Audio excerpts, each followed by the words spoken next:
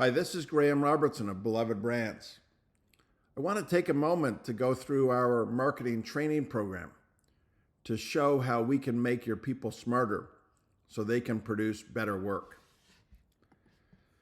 We designed our Beloved Brands marketing training around the 5 pain points that today's marketing leaders face. Let's go through a few of these and see how they resonate with what you're seeing in the marketplace. When your marketers don't analyze deep enough, they write or speak with random opinions rather than a reality of what's happening in the market. When your marketers jump straight to tactics, they miss out on the underlying issues that's holding the brand back. If your marketers make the mistake of trying to be everywhere to anyone, you will see a brand that ends up being nothing to everyone. When your marketers try to do too many things in their plans, every idea lacks enough resources to make the impact they expect. When marketing execution is not aligned with the strategy, everyone works in silos, and what the consumer sees is a disjointed and confused brand. We took these 5 pain points and built out our overall structure of our marketing training. I want to show how the best marketers analyze, think, define, plan, and execute. We go deep on brand analytics, strategic thinking, brand positioning, brand plans, and marketing execution.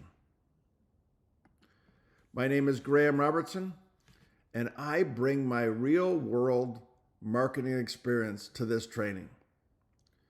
I've been doing this for over a decade now, and then I had significant experience to give me that perspective on these 5 pain points. So I see it with a lot of marketers out there today and what's holding their brand teams back.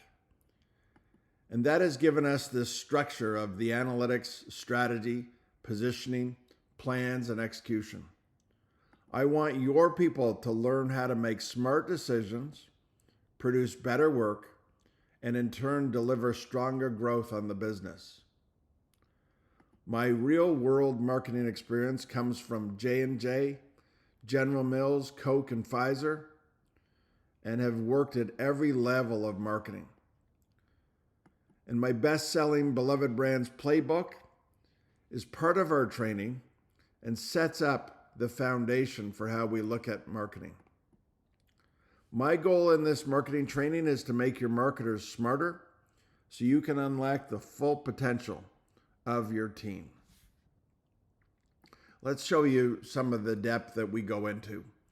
In terms of brand analytics, we're going to show your team how to look at the marketplace, the consumers, channels, competitors, and the brand to really identify the underlying situation. And here we want to look at growth accelerators that will make our investments move faster and inhibitors that are holding the brand back.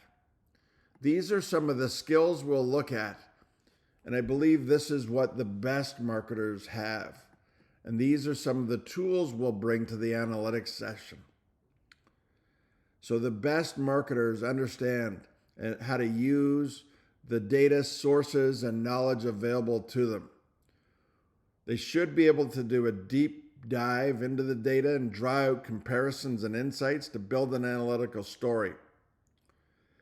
In our program, we're going to teach how to do a 360-degree deep dive business review and how to write analytical performance reports. Let's show what that deep dive business review entails. We start out looking at the marketplace with the macro factors that are impacting the overall situation. We dive into the consumers, looking at the journey, the consumer beliefs and habits, and use the brand funnel and some of the consumption data. We look at the channels that you sell through, some of the retailers and e-commerce, to look at customer scorecards, distribution gaps, and we analyze the competitor, looking at their situation and every part of it, whether it's their brand, their performance, their pricing, and their innovation and how they look at things. And finally, we bring that all together to look at the brand through the lens of the consumer, the customers, competitors, and even the employees where that makes sense. And we put that all together into an overall deep dive business review with these 5 areas coming together and draw out that conclusion statement. We start off with 10 questions for each of the sections. Now, these are our 10 that will help your people know where to probe. And then we draw out hypothetical conclusions that we think are happening. And that's really how we structure our thinking. We start off with that hypothesis up at the top. We go look for the right data to support, refute, or alter the story. We might have a few bullet points to explain that data. And then we add a recommendation of what to do. And as I mentioned, we can alter or refute. In this case, I'm going to alter that conclusion statement up at the top to make it more specific. Once I have this structure, I can put together a key analytical slide that will help convince management of the analytics. And this is the overall structure we look at, with that analytical conclusion at the top, telling the story through the visuals and the data points, and then a recommendation down at the bottom. We show how to bring all this together with that business review summary page and drawing out an overall conclusion for what the brand is facing.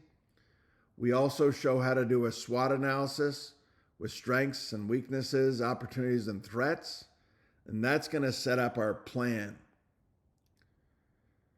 Then we show how to do the strategic thinking to get people to slow down, to try to identify what's happening, looking at that core strength, the bond with consumers, the competition and business situation. These are the skills we focus on.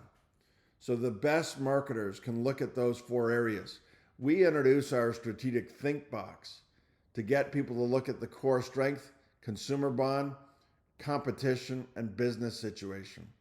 And these are some of the tools we use in that process. We show how to create a vision to act as a magnet to a better future, and then map out the most challenging interruptive questions before reaching for the solutions. And finally, we'll show how to take all this thinking and structure it with this model of the elements of strategy. What's the vision? What's the key issue? What's the program, focused accelerator, and impact and result? In the strategy area, we want to identify how people think and see if we can challenge them to slow down. Too many of our jobs, we're going so fast, we don't have time to think. And so I asked this question to identify different situational leadership styles. How do you think? Are you quick and intuitive, or do you prefer the slower, deeper thinking? How do you make your decisions? Do you reach for the rational side and go purely on logic, or do you use your emotional gut instincts? And this creates 4 different leadership styles. We see the strategic thinker style is slow and logical. A taskmaster, still logical, but more fast. The instinctual thinker, fast and emotional. And the consensus socializer is slow and emotional. There you might ask a friend or look to get feedback from others. Now, the trick of this is, while we come into the jobs with a natural style, we probably also have a natural weakness. But as we mature through our career, we have to be able to take on all 4 of these styles. And the trick is to use the right style at the right situation. So we want to slow down with strategy.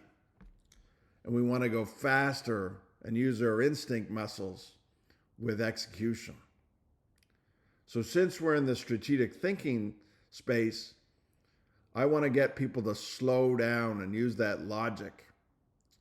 Strategic thinkers see questions before they look for answers. And interesting enough, at the end of this section, we're going to get people to ask the best questions of the brand. And the answers are going to come later in the plan. Instinctual thinkers see answers before they even know the question. And that's why we got to make sure people have that structure and process to slow down. And that's where our strategic think box tool comes into play. It's designed to get people to think on a deeper level, to slow down and look at these 4 areas. And then we'll wrap that up in our planning section where we show how to communicate, structure, and organize your thinking with these 5 elements of a vision, issues, program, accelerator, and results. And that'll help us to communicate upwards to management. Our strategic think box has 4 questions, and we've got these tools down at the bottom that will help trigger some of their thinking. So if we look at these different spaces to play into, what's your brand's core strength? Is it a product, story, experience, or price? Are you lined up? Are you communicating? Are you investing? Is it working? All of those things we have to ask once we determine what the core strength is. How tight is the bond with consumers? Is your brand at the unknown, indifferent, like it, love it, or beloved stage? And how does that impact how we move the consumer along that journey and really using strategy to drive penetration or frequency? What's the competitive situation? Are you the power player that dominates the category, the challenger, the disruptor, or the small craft niche player? And again, are you winning these battles around investment, messaging, innovation, or the battle at retail? What's your business situation? Is it momentum, fix it, a realignment, or a startup? And how we go about using this is to take our 4 questions and start to transform them into the best 4 questions on the brand. And that is something that is crucial to be asking these questions. And then once we have the question, we can begin to structure our answer to that question. We set that vision. We define the key issues in the way of that vision. We look at the programs we're going to invest in. We try to find an accelerator which will propel our strategy.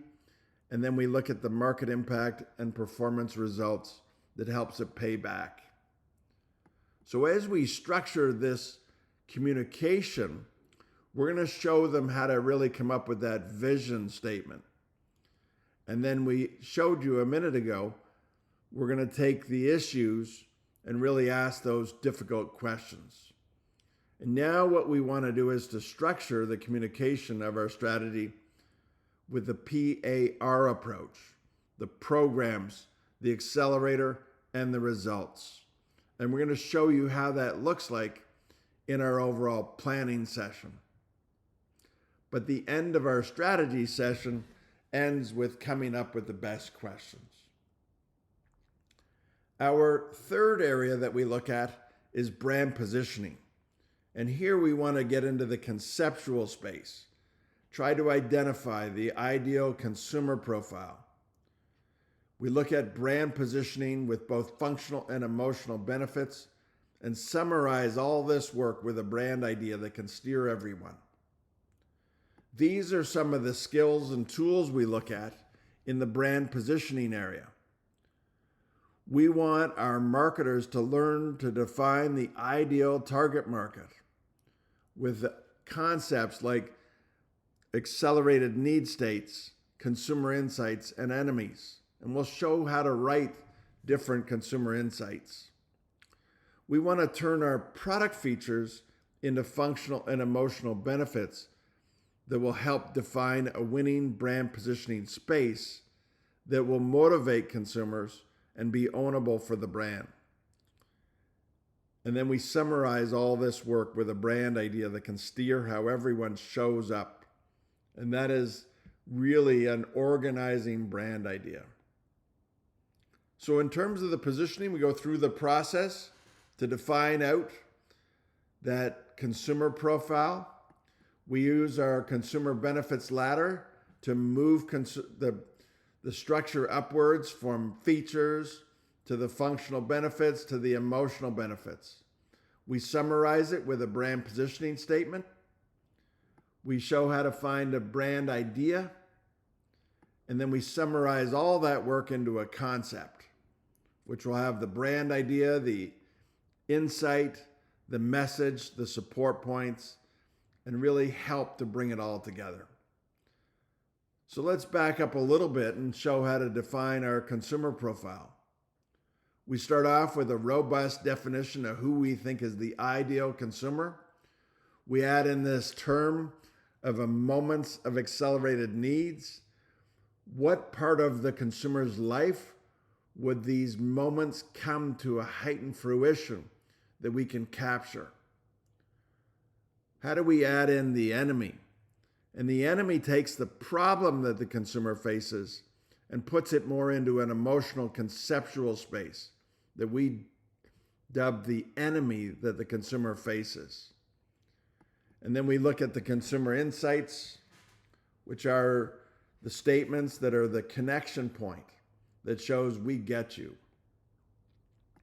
And this begins our process of building out this overall profile. And we can start to see how we bring that to life with the ideal consumer target profile. Next, we look at our brand positioning process. We start off with the best 5 features that your brand does better than anybody. We then turn those into the functional and emotional benefits. We write statements that takes these benefit clusters and starts to write the best emotional statements and the best functional statements, and we test those out to see how motivating they are to consumers and how ownable it is for the brand. The space that is most motivating and most ownable is the winning zone. And we try to find the combination statement that is the best combination between the functional and emotional statement to get that optimized benefit. Now, what we bring to the table are these unique functional benefit cheat sheets, and I'll show you the emotional one in a minute. There's 12 different zones and words around those zones that gives us about 50 to 60 different potential functional benefits you can own. I encourage the marketers to look at 2 or 3 of these functional zones, and that's what we're going to use to build out our ladder and write statements about. We have a similar cheat sheet for the emotional zones and the same kind of 12 different zones with words around it. And as we make the choices, we start to build out that overall ladder. And here we can start to see we've got the key features of what you do best, the functional benefits of what the consumer gets, and the emotional benefits of how it makes them feel. And then we summarize that into a winning brand positioning statement, which has the target, the space we play in, the benefit statement, which is how we're going to win, and the support points to that benefit statement. We next want to find this brand idea. So a brand soul, I've dubbed as, what do we want to be? And the brand idea helps to represent that to the consumer in as fast as a 7-second pitch. And then we could take that 7-second pitch and start to structure that across the promise, the story, the innovation, the purchase moment, and the consumer experience. And that will hopefully lead into an overall brand reputation. And the ideal, knowing this is working, is when that brand soul of what we want the brand to be is equal to the brand idea and equal to the reputation. And we have a tool that helps to come up with these brand ideas. And this is probably one of the most popular exercises we go through. We summarize different parts of the brand with different words and phrases. And then we really look to harness that middle space as the statement that can be the brand idea, the 7-second pitch. We show how to write a concept statement with that brand idea being at the headline. We bring the consumer insights in as a connection point to the consumer to say, we get you. We look at that promise statement, which is the combination of the brand positioning, the functional and emotional statement. And then we look at the support points. We top this off with some support visuals and a call to action. Once we have that concept defined, we can then build out a brand idea map. And the idea of this tool is to take our brand idea that we think is the summation and start to look at different iterations of that brand idea. How does it fit with the promise, which influences the packaging, logo, and slogan? How does it fit with the brand story that influences the advertising and media? How does it drive innovation ideas that is really the structure of our product development space?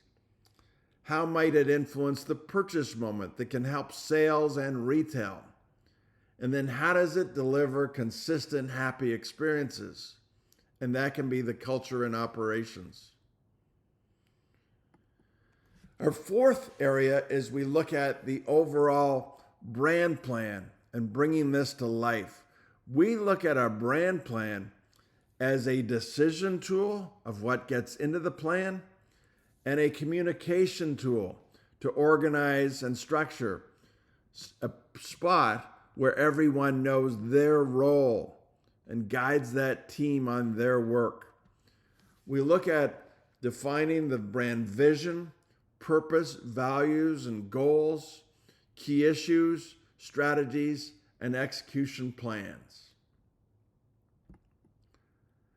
The skills we look at, I want the marketers to be able to translate all that smart strategic thinking into these key issue questions and strategic statements. That's going to form the basis of our plan. We're going to show how to make decisions on all the plan elements around vision, purpose, values, and goals, key issues, strategies, and tactics. We're going to show how to write and present the plans to senior management, and then even building out smart execution plans around the communication, sales and retail, and innovation that can steer those teams that we have to work with in sales, R&D, or any ad agencies outside the company. The brand plan comes out of the analytics work that we've already done. With the business review and the SWOT analysis, we've got that strategic think box and those key issue questions. And that can lead us to building out an overall plan. This is our unique plan on a page with the vision, the forecast and analytics, the issue, strategies, and goals, and the execution plan.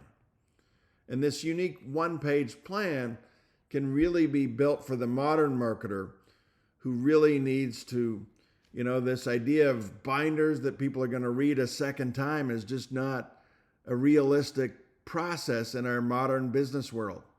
And these one-page brand plans are an amazing tool to really utilize. In this space, we're going to show how to build out a brand vision statement and visualizing the ideal future. We want a vision statement to be a combination of the qualitative. So what are the conceptual words that we will use to define that future? So thinking 5 to 10 years out. And then we want to be able to measure that future, put a stake in the ground with a quantitative. So we have that combination of those two things. The third element is I want to map out what must be true. And I like to put out 3 things that I think have to support this vision for the future. And in this case, with Gray's cookies, the 3 things that must be true We must have a great taste that leads to guilt-free craving, breakthrough market share, and mainstream popularity. And that allows me to take my overall structure and now begin to communicate that. On the right-hand side, you can see I've got that vision statement, which combines the element I just talked about. I have the key issue questions. What's in the way of that vision? How do we reach a broader audience and shift from a product-led to an idea-led to own this guilt-free idea? And now I want to write a brand strategy statement that can communicate the program I'm investing in, the accelerator, which is the proof point I think will tell the company that this strategy will work and is a good investment. And then the result will be the market impact and the performance result that helps to pay back. And this is how we structure our strategy statements with this PAR approach. What's the program? What's the accelerator? And what's the result? And we have a cheat sheet to help out the marketers write out these strategy statements. So there's some different spaces that people can invest in.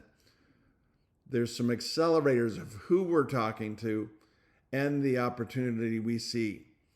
And then we will attract, inform, close, service, and delight. And we want the consumer to respond to that in different choices. And then out of that, we get as a company different, whether that's different power or profit with penetration and frequency, pricing, and market share drives.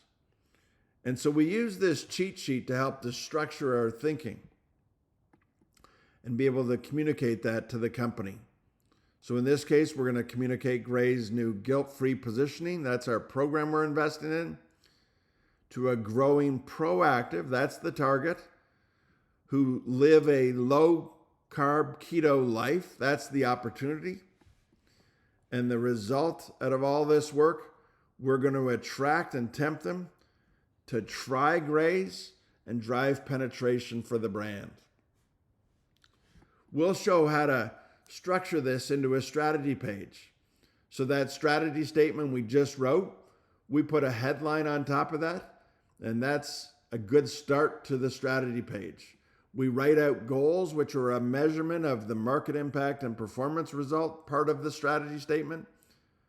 We come up with tactical ideas, and we put a watch out statement, something we'll keep an eye on to make sure that the strategy is working and not impacting other parts of the brand.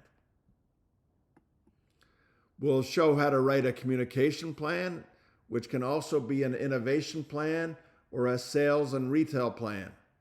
We use the similar structure, but different specifics show up in each of the different tools. So in this case, we take that same strategy statement we just wrote. We've got our work from the brand positioning with the target market, the brand idea, the benefit and support points. We've got our desired response. What do we want to do? So we look at the market impact part of the statement. And then we build out the media plan, in this case, a specific. We show how to write an overall brand plan presentation using our Gray's Cookies brand. And that way people can follow. In my experience doing training, people follow process, examples, and definitions. And we try to provide each of those areas. And these are some of the examples of definitions that we'll provide along the way. But each section will have similar definitions. Our fifth area looks at the marketing execution. And here we need to re-engage the instinctual thinker. So now we need to get faster and more instinctual or emotional in the work that we do. So in this case, we're going to show how to structure that overall decision making and building out a creative brief. We'll show how the execution can work within advertising, media, product innovation, and in-store marketing as well. So we introduced our strategic Think Box tool in the strategy section, and now we have a marketing play box tool. And the play box has 4 elements to it. We want to find work that focuses on our consumer target, fits with the brand, delivers the main message, and stays on strategy. We'll show how to write strategic, consumer-focused, and thorough creative briefs that sets up that play box. And then we have a creative checklist to make sure we're making smart decisions that fit with that play box as well. And then we'll go through the advertising process as well as a look at omni-channel marketing to move consumers along their overall journey. So some of the work we already have sets up our creative brief. So we take our brand idea map, we take our communication plan from our brand plan and our brand positioning work, and that helps to write the overall creative brief. After the brief, when the work comes back and we see the work from our agency or partners, we can start to judge the work. Does it have branded breakthrough, and will it motivate consumers? And will it teach how to make decisions based on the thinking around that matrix? We bring our Playbox tool into this, which sets up, we'll show you how to use our checklist to see that it has these 4 elements. And this process can work with any type of execution, whether that's TV advertising, any kind of event, website, social media, innovation, all the tools can work together. So our marketing Playbox tool looks at these 4 areas. I think everyone would agree we want execution work that focuses on our target, fits with our brand, delivers our message, and executes the strategy. So we want to find ideas using our partners to get into that box. So we kind of have this visualization of this box. And if work is outside of the box, we give feedback for how to get back into that box. Our creative brief directly sets up that box, and we teach how to do every line of this creative brief. And we map out that brief to an even simpler tool of our ABCs approach. So in terms of the target, we want to capture their attention. That's the A. The B, does it fit and link to the brand? Fit with the brand and distinguish that brand. C is the communication with the main message. And S is the stickiness. It has to deliver the strategy. And we come back to that journey that I may see an ad on Tuesday and not be buying until the Saturday. Or worse, I could be in a journey that could be 6 months if I'm buying a new car. And so it's got to be able to stick in the minds of those consumers. We then introduce our checklist, our creative checklist, that you can use to judge the work that comes back from your agency. It's got our ABCs approach, and I like to use these as high, medium, and low scores, the gut instinct, the strategy, building the bond. So it forces people to go through each of these elements to make sure the idea is delivering. We go through our 13 lines of our creative brief to set up that box that we want to play into. We go through the 5 flaws that I see with most briefs out there. Too many objectives, not enough good stuff about the target, way too many messages, the mandatories or the tone is not working. We introduce our omni-channel approach. We start off in that middle with the customer journey as they go from aware to consider to search to buy, satisfied, repeat, loyal, and fan. And it's a circle because we believe that the fans influence new awareness. And what we see around the outside is the first part of that. The blue is the brand building approach. So the brand building can really focus on any part of that journey. So even if I'm a big fan of a brand, I might see a TV ad that really reinforces that and keeps the brand alive for me.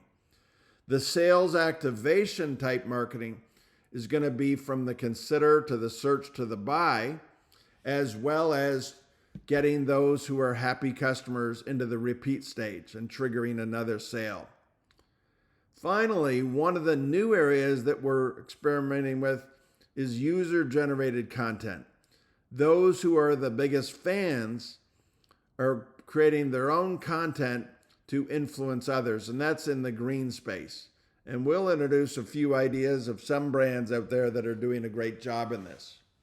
If we look at our marketing here, we want to focus on these 5 areas. As the customer is moving along that journey, our role is to attract, inform, close, service, and delight those consumers. And we can build out our overall strategies for each of those stages. We show our 12 stages of the creative process. The first 3 really drive the advertising strategy with the plan, the strategy pre-work, and the creative brief to set up the work. 4, 5, and 6 is really about the creative expectations and the creative meeting to keep the creative team inspired. 7, 8, and 9 is making decisions. And then once we have the approval, it's now become project manager, the taskmaster style, to get the work done and making the actual production and post-production work to deliver that marketing work. We also go through similar approaches in the product innovation space. We look at the 7 types of innovation from the easiest to the hardest. So product extensions and product improvements, all the way down to game-changing technology and blue ocean exploratory. Just as we have a checklist for our advertising, we also have a similar one for the product innovation space. And then we go through quite a few slides around the collaboration between marketing and sales and how we can build out that relationship with both our customers that we might sell through as well as the end customers along that journey and working together between the two. So yes, I've just shown you an outline of our overall program. And this just goes to show there's a lot of stuff that we as marketers do. And this is a quick slide to everything that the marketer must need to know, because this is what it takes to run a brand. And these are the tools we introduce through our training. You've seen these along the way with each of the 5 sessions. And these are the tools that you'll walk away with and can become part of your overall marketing approach. One of the most popular approaches we have is our 4-day marketing training boot camp. And this is what the 4-day structure looks like. Strategic thinking and analytics, brand positioning, building an overall plan, and decision-making on marketing execution. We also offer coaching, which will help to simulate the pressure to deliver, whether that's on a business review, brand positioning work, brand plans, or creative brief. Our marketing programs are supported with our workbooks. Each of the exercises we show, we get people to try it out immediately so that they can get comfortable with the tool and see how it can work on their business. So the whole idea of our program, learn, try, and repeat, and try out the models on the brands that they are working on. Our Beloved Brands book is part of our program and helps to reinforce a lot of the thinking because it follows the same patterns that we see here around strategy, positioning, plans, execution, and analytics. So that's the summary of our program. We want the marketers to use the analytics to do the deep dive review that looks at the overall marketplace, consumers, channels, competitors, and the brand. We want the marketers to adopt new strategic thinking methods to look at their brand's core strength, competitive landscape, consumer relationships, and the situation. We want to define the brand positioning and brand idea using functional and emotional needs to set up your brand to win in the marketplace. Write smarter strategic brand plans that can get everyone on the same page. Learning how to write each element of the vision, purpose, issues, strategies, and tactics. And in the execution space, be capable of making smart and creative decisions to find outstanding marketing execution through your creative advertising and media experts. So let's build a marketing training program to unlock the potential of your marketing team's full potential. Thank you for listening, and I look forward to connecting with you.